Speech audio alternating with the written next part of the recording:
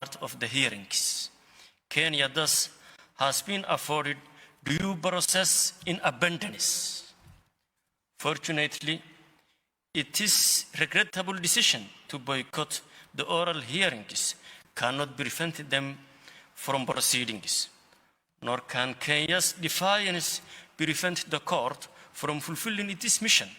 And after taking account of both parties' voluminous submission and duly deliberating on them, rendering a final judgment that is final and binding on both parties, which establishes a definitive and permanent maritime boundary between our two states.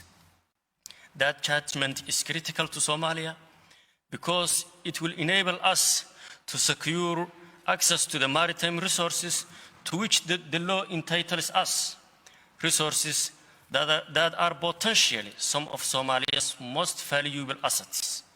Is vital to ensuring the future stability and prosperity of our nation. Those resources will play a major role in assuring Somalia's continued development in a way that benefits all our people. Madam President, on the merits, this case is actually quite straightforward. Both Somalia and Kenya are parties to the United Nations Convention on the Law of the Sea. The court has developed a rich jurisprudence interpreting and applying the provisions of the Convention regarding the delimitation of maritime boundaries. In case after case, the court has applied the three-step method, and it has now become standard practice. This begins with the drawing of equidistance line from the land boundary terminals. Fortunately, there are no technical, geographical, or other impediments to the construction of the equidistance line from that point. The second step of the process is the examination of the coastal geography for relevant circumstances that might warrant an adjustment to the equidistance line. In Somalia's view, there are none. The coastline is entirely regular, without any anomalous features, and there are no offshore features that distort the equidistance line. The final step of the process is to assess whether significant disproportionality results from the equidistance line. As we have shown in our written pleadings, there is none. There is thus no reason to depart from or adjust the equidistance line. In Somalia's view, the equidistance line is the equitable solution that the law requires. Kenya, of course, would have it differently. It urges the court to depart from the approach followed in every recent maritime delimitation case by adopting as the boundary a line that follows a parallel of latitude rather than an equidistance line. Kenya's main argument is that Somalia has acquiesced in such a line. Madam President, Somalia has never agreed or acquiesced that the boundary should follow a parallel of latitude. Our council today will elaborate on what Somalia definitively showed in its written pleadings. Maritime boundaries cannot, as a matter of law, be established through acquiescence. But even if this were possible under the law, it could not be the case here because the facts demonstrate that Somalia never acquiesced to Kenya's unilateral claim that the boundary was the parallel of latitude. Kenya's argument that the court should adopt the parallel of latitude as the boundary, even if Somalia never acquiesced in such a line, to reach this conclusion, Kenya would have the court dispense with the three-step method.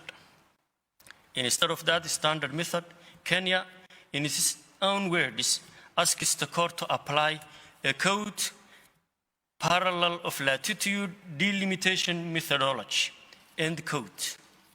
This is not a methodology that has ever been recognized, let alone applied by the court or by any other international court or arbitral tribunal. We cannot help but believe that it has been invented by Kenya, it is made in Kenya for the sole purpose of justifying its claim. It is an obvious contrivance that puts the cart before the horse. It presupposes Kenya's desired outcome, and it is highly prejudicial to Somalia. As such, it fails to produce an equitable solution as the law requires. Madam President, Kenya has not only claimed an extensive maritime area on Somalia's side of the equidistance line, but has also sought to exploit it. In particular, Kenya has authorized exploration activities, including seismic testing and drilling a well in the maritime zone claimed by Somalia. Somalia considers that these activities in a disputed area violate UNCLOS and customary international law. In its written pleadings, Somalia called for full reparation, including compensation for these violations. But we have come before this court in a spirit of peace and goodwill, seeking neither vengeance nor retribution. In this spirit, we have decided not to insist on compensation for past violations of our maritime rights. Madam President, members of the court, it is now my honor to lay out the organization of Somalia's presentations.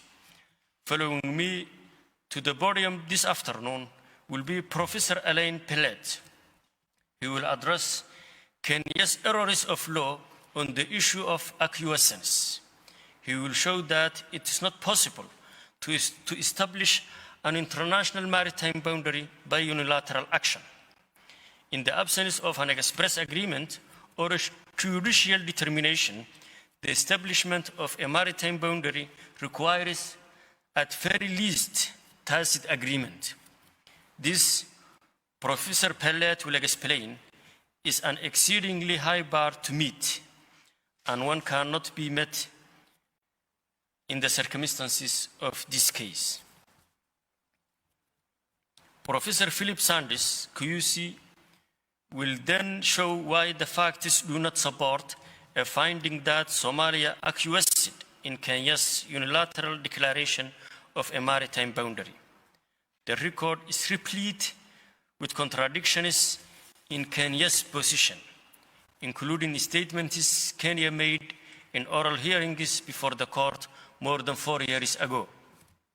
Members of the court who heard Kenya articulate its preliminary objections in September 2016 will recall that Kenya took the view that the boundary remained to be established, not that it had already been agreed or acquiesced to. The argument that Kenya made before you then is directly at odds with the argument it makes now that a maritime boundary came into existence by virtue of Somalia's acquiescence.